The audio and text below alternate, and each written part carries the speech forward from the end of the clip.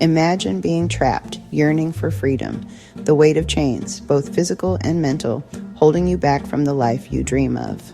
Robert Smalls knew this feeling all too well. His eyes showed a determination that just wouldn't quit. Born into slavery in 1839 in Beaufort, South Carolina, his early years were filled with relentless work and suffering.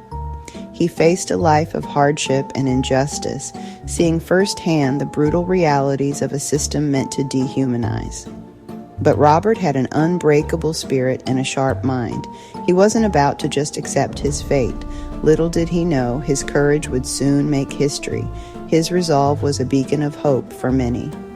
Robert worked on the docks of Charleston Harbor, South Carolina. Every day, he watched the bustling activity around him. Surrounded by Confederate ships, he noticed every detail, every routine. His keen observations planted the seeds of a bold plan. An idea began to form, a daring plan for escape. It was a plan that would need immense bravery and precise execution. Life was really tough for Robert as a slave. He always dreamed of freedom, not just for himself, but for his family and friends who were still in chains. Seeing those Confederate ships patrolling the harbor filled him with a mix of fear and determination. Then, one night, an opportunity came up. The Confederate steamer, the Planter, was docked and its usual crew was ashore. Robert saw his chance. He gathered his family and fellow slaves, their hearts pounding with both hope and fear. Imagine this. It's a pitch-black night. Robert and his friends sneak onto the Planter, using the shadows to stay hidden. Every second is crucial. The ship creaks, the wind whispers, and their nerves are on edge. Robert, who knows the ship inside and out, takes the wheel. His hands are steady, his mind laser-focused. He knows the Confederate signals, the routes, the risks. Every detail is planned, every outcome considered.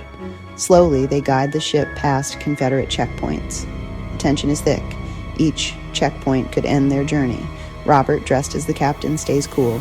His heart races, but his calm demeanor is their hope. They sail past Fort Sumter, the symbol of Confederate power. Fear and excitement mix in their hearts. The fort looms large, a reminder of the danger, but also of the freedom that lies ahead.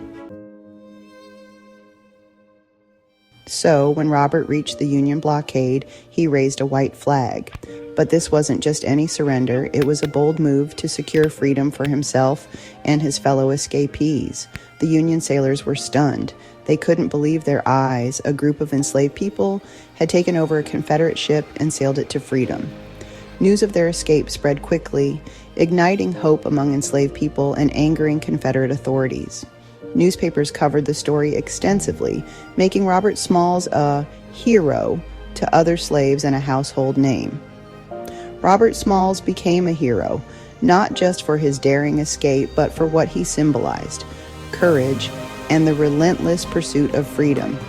He joined the Union Navy, using his knowledge of Confederate waterways to help the Union cause. His understanding of the Southern terrain was crucial in several key operations. After the war, Robert dedicated his life to public service. He tirelessly advocated for the rights of African Americans, working to improve education, transportation, and economic opportunities for his community. In a remarkable turn of events, Robert Smalls was elected to the U.S. Congress, representing South Carolina, the very state where he was once enslaved. His election was a monumental achievement, showing what determination and resilience can accomplish. His life story is a beacon of hope, courage, and the enduring power of the human spirit to overcome adversity. Robert Smalls' journey from enslavement to becoming a U.S. Congressman reminds us that with courage and determination, we can rise above even the toughest challenges.